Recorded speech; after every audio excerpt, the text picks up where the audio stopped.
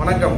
நம்ம குடியிருக்கக்கூடிய வீடு அப்படிங்கிறது அது எந்த மாதிரியான அமைப்பில் இருக்கும், நம்மளுடைய வாழ்க்கையில் ஒரு மிகப்பெரிய லட்சியம் அப்படின்னு எடுத்துட்டாவே நம்ம சொந்தமாக வீடு கட்டி போகணும். அந்த வீடு எப்படி அமையும், அந்த வீடு நம்ம எப்படி அமைச்சுக்கணும், அந்த வீட்டில் நம்ம திருப்தியாக வாழ முடியுமா அப்படிங்கிற மாதிரியான விஷயங்கள் எல்லாத்துக்குமே வாஸ்து அப்படிங்கிறது அது ரொம்ப ரொம்ப இம்பார்ட்டன்ட்.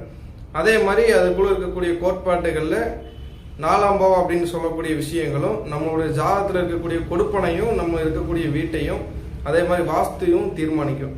அந்த வகையில் பார்க்கும்போது யாருடைய ஜாதகத்தில் எல்லாமே சுக்கிரன் சூரியனுக்கு உண்டான சேர்க்கை இருக்கோ, சுக்கிரன் சூரியன் சேர்க்கை உங்களோட ஜாதகத்தில் இருக்கு அப்படின்னா நீங்கள் கண்டிப்பாக பெரிய வீடை கட்டுவீங்க. நீங்கள் கட்டக்கூடிய வீடுகளில் அது குறிப்பாக 2 மாடி உள்ள வீடுகள் கட்டுவீங்க. அதே மாதிரி அப்பார்ட்மெண்ட் ஸ்டைலில் வீடு கட்டுவீங்க அல்லது அப்பார்ட்மெண்ட்டில் குடியேறுவீங்க. அதே மாதிரி அரசு ரிலேட்டடான பங்களாக்கள், அதே மாதிரி அரசு ரிலேட்டடான வீடுகள், ஏதாவது நம்ம லெட்டர் போட்டிருக்கோம் அரசு ரிலேட்டடான வீடுகள் வேணும் அப்படின்னா அது குடியிருப்பு அப்படிம்பாங்க, அரசு குடியிருப்பு, அதுலேயும் நம்மளுக்கு வீடு நம்மளுக்கு கிடைக்கும். அதே மாதிரி பெரிய வீடு கிடைக்கும். ஒரு ஆடம்பரமான வீடு அப்படிங்கிறது இந்த சுக்கிரன் சூரியனுக்கு உண்டான ஒரு அமைப்பினை நம்ம எடுத்துக்கலாம். நமக்கு வீடு கட்டக்கூடிய அமைப்பு அப்படிங்கிறது இந்த சுக்கிரன் சூரியனுடைய அமைப்பு இருக்கு அப்படின்னா அவங்க பெரிய பிரம்மாண்டமான வீடாக கட்டுவாங்க, அழகான வீடாக கட்டுவாங்க, மாடி வீடாக கட்டுவாங்க அப்படின்னு சொல்லலாம்.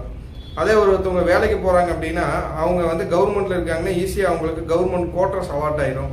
அதே மாதிரி ஒருத்தவங்க வீடு கவர்மெண்ட் வீட்டுக்காக ட்ரை பண்ணிட்டு இருக்காங்க, கவர்மெண்ட்னுடைய வசதிக்காக ட்ரை பண்ணுறாங்கன்னா அது ஈஸியாக கிடச்சிரும் அப்படிங்கிறது இந்த சுக்கிரன் சூரியனுடைய சேர்க்கையில் ஈஸியாக கிடச்சிரும் அப்படிங்கிறது தான் இதனுடைய பலன் அப்படிங்கிறத நம்ம பார்க்குறோம்.